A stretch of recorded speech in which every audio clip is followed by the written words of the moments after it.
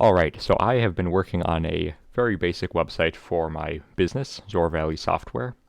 Just a very basic static website, and I thought this would be a great opportunity to show you how to host a website on GitHub Pages completely from scratch. So, yeah, let's just get started right away. So, the first thing you're going to do is come to GitHub and create a new repository. I'm going to call mine zorvalleysoftware.com. And we're going to set it to public, and we are not going to add any other files. And that is because we want to add all of the files on our local computer, where our local development environment. So create that repository. Okay, so the repository is created. So now we have to link up our local code with this remote repository. And it actually shows you exactly how to do that right here via the command line. And we're going to ignore some of these commands. They aren't important, like this one or this one, or this one even. The important one is git init, and then the commit one, and then the git remote add origin. So the first one we're going to do is the git init. So make sure you open up a terminal in the directory with your code. So there is my code. And we're going to type git init. Okay, so we have just created a new empty Git repository in this directory.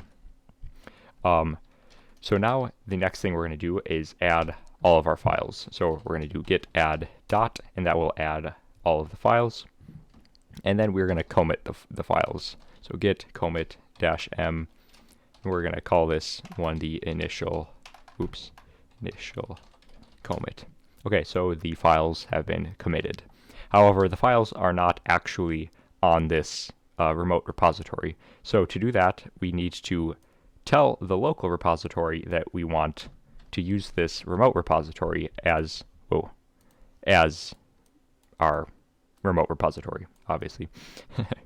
So we're going to copy the URL to this repository, and then we're going to come over here and do git remote add origin, and then we're going to copy that git URL. Okay, press enter. There are no errors, which means it worked correctly. Now we can push this code to the repository, so it's actually up there and saved. So we're going to do git push origin master. Now my default branch name is master. A lot of people's default branch name is main. So if that is the case, just do git push origin main, but I'm going to do git push origin master. So enter that. And authentication failed. Let me try that again, because it didn't even give me a prompt to authenticate with. So, okay, so there. Now it's asking me for a username. So I'm going to give it my GitHub username. Now it's asking for a password. And what it means by password really is a personal access token. So we can get a personal access token by coming to your profile page and then going all the way down to the bottom and going to the developer settings. And we are going to click on personal access tokens, and we're going to select the classic tokens right here. Okay, and we are going to generate a new classic token. And I'm just going to note that this token is for YouTube.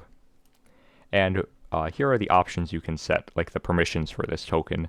We are just going to have it be for repository control. So we're just going to select that one, and that's all we need to do. We're going to come all the way down here and generate the token. Okay, and then here is your newly generated access token right here. So we're going to copy that. You're going to want to put that somewhere on your computer so you can access it when you're pushing to GitHub in the future. And right now we are going to copy that into this password prompt. So on Linux it's Control-Shift-V, enter, and there we go. So our code is now being pushed to the remote repository. Alrighty, so that is done. And now if we come to the repository here that was empty and refresh the page, we can see that here are all of our files that are on our computer. Okay, now we have the ability to make changes to our code here, push it to GitHub, and the changes will take effect. Okay, so now let's actually get this thing hosted on GitHub Pages, because it's not currently doing anything for us. So to do that, we're going to come over here, go to Settings, and we are going to go to the Pages tab over here, and yep, we're going to select Deploy from Branch. We're going to choose the branch, and that is master, and it is going to deploy from the root directory. So what this means is GitHub Pages is going to look for the index.html file in the root of your repository. Now, as you'll see in a second, we do have the index.html file in the root. So yeah, there it is in the root of the repository. And in just a moment, you'll see, if you come over here, you see this little orange symbol. This means that there's a GitHub Actions process taking place, and that is the deployment. So if we just wait a second and refresh these pages, just keep waiting. Okay, okay, so it's pages built and deployment. Some checks haven't completed yet. Okay, so just refresh that, refresh it over here, and you should get a URL. Okay, so there, now we have the URL to our GitHub Pages. So if we open that, we can see our website is right here. So yeah, so now we can make whatever changes we want to the code on our local computer, push it to the master branch, and then you'll be able to see the effects right here. So yeah, that was a very basic overview of how to deploy a static website to GitHub Pages, and I hope you found it helpful.